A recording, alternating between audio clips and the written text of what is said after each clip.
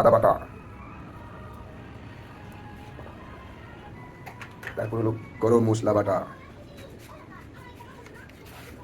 খেতে খুব সুস্বাদু হবে। আপনি থাকুন লাগবে না, তার গুরু নয়।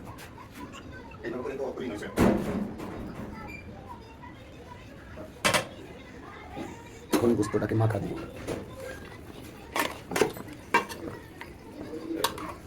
গেল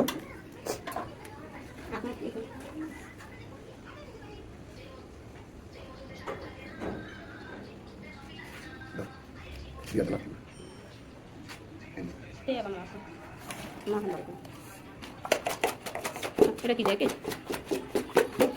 হয়েছে হয়েছে একটা শরীরে রেখে হয়েছে আর দিয়ে না। দেখুন দেখুন, গোস্ত মাখার পর গোস্তের কালারটা কি সুন্দর এসেছে। কুরবানিদের গোস্ত সিন্নি নিয়ামত।